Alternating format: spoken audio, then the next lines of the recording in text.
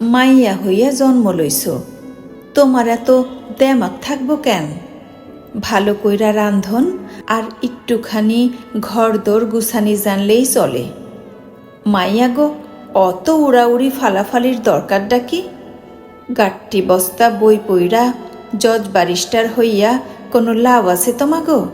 জন্মের পরে বাপের বাড়ি পাইছ কথা কওনের আগেই, মধ্য বয়সে জামাইয়ের বাড়ি পাইবা, চারডা রানবা গোছগাছ কইরা সংসার ডারে আগলাই রাখবা। তুমি এত ইগলের মতন আসমানে উড়বার চাও কে মাইয়া?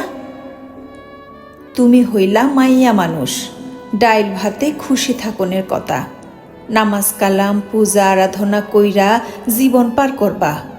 তোমার আবার সকাল্লাত কি এত ঢঙ্কিয়ের? জন্মের পর বড় হইবা আর শিখবা কেমনে ঘরে থাকুন যায়, কেমনে রান্না ভালো হয়। তুমি পড়াশোনা কইরা স্কলার পাও, কত বড় সাহস তোমার!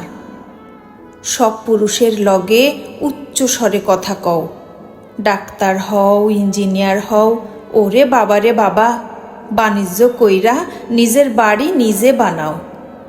এসব বরদাস্ত করা হইব না, চিৎকার করে বলল সমাজ। সেই সমাজের এক কোণে দাঁড়িয়ে থাকা ছেলেটি সামনে এসে দাঁড়ালো। শান্ত আর ধীর গলায় তির্যক তীব্রতায় বলে উঠল, হে পুরুষালী সমাজ, 3 পায়ে ভর করে অনেকবার দাঁড়িয়েছ, এবার 2 পায়ে ভর করে মানুষ হয়ে দাঁড়াও। উড়তে দাও সেই মেয়েটিকে, নিজের পাখায় ভর করে স্বপ্নের আকাশে। ডানার ঝাপটায় কারো অমঙ্গল না হলে তোমার সমস্যা কি? মেয়েটি এবার চোখ মেলে তাকালো। সামাজিক সালিশে মেয়েটির আত্মবিশ্বাস আকাশ সম হল। সমাজ তখন আগুন চোখে দ্বিগুণ জ্বলে উঠল। ছেলেটা সহ মেয়েটাকে এবার নির্বাসনে পাঠানো হবে। সমাজের বিপরীতে গিয়ে কথা বলে কত বড় সাহস!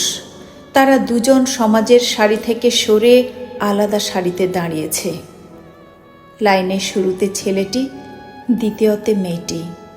পেছনে দাঁড়িয়ে আছি আমি, আপনি এবং আমার আপনার মতন মানুষেরা, যারা বিশ্বাস করি স্বাধীনতা মানে শালীনতাই সাফল্য, স্বাধীনতা মানে আত্মনির্ভরশীলতাই সৌন্দর্য তত্ত্ব, স্বাধীনতা মানে অবাধ যৌনতা নয়, স্বাধীনতা মানে অন্যায় দেখে মৌনতা নয়, স্বাধীনতা মানে স্বপ্ন ভরসা আর স্নিগ্ধকর সৌরভ, স্বাধীনতা মানে মানুষ হবার মনুষ্যত্বযুক্ত শ্রেষ্ঠ গৌরব।